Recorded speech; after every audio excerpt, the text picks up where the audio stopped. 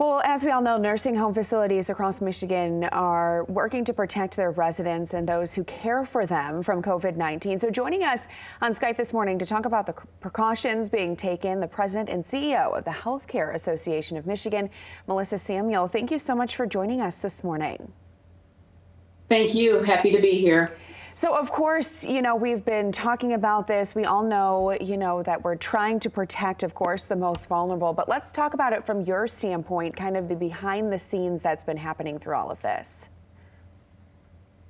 Sure, happy to do that. So the Healthcare Association of Michigan represents over 353 nursing facilities throughout the state of Michigan. And what we're doing here from the association level is just making sure that our members have the most current up-to-date information from the CDC, from the Centers for Medicare and Medicaid Services, all of the information coming up from the state and federal government. On the state level, that's the Michigan Department of Health and Human Services, pushing all of that information out to our members and then helping them navigate through it. Any of the questions or clarity that they need on the new guidance and protocols that are in place for long-term care operators, helping them understand what all of that is and what they need to be doing.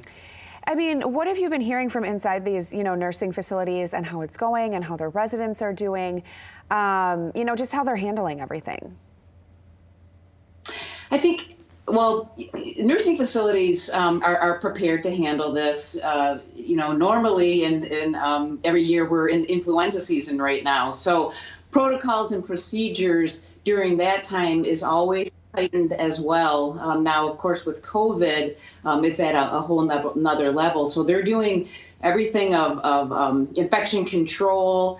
And I think most importantly, though, what they're doing right now is making sure that their residents are engaged, they're active, they're comforted. Obviously, stressful time for both employees and the residents they're caring for. But I have seen absolutely beautiful stories of engagement with the employees and the residents, trying to connect them to their families through technology. Yesterday, we saw videos of residents and staff playing hallway bingo. They bring them out to the entrance of their rooms and playing bingo. There was hallway dancing going on. So I think they're doing everything they can to lift their spirits and the spirits of the residents. Because that is so important, especially, for so many of these people in there. They count on that interaction, for their emotional and mental well-being, but also just their whole, healing process and working through everything. I mean, that's so important for them.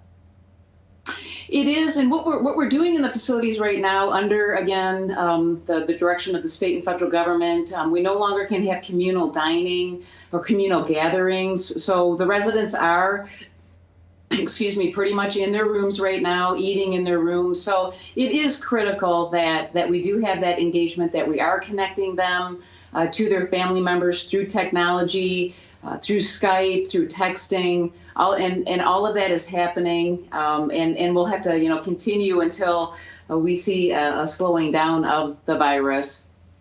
It's just about being creative right now. I mean, coming up with the best plan you can, obviously, while following the guidelines, and that's all you can really do at this point.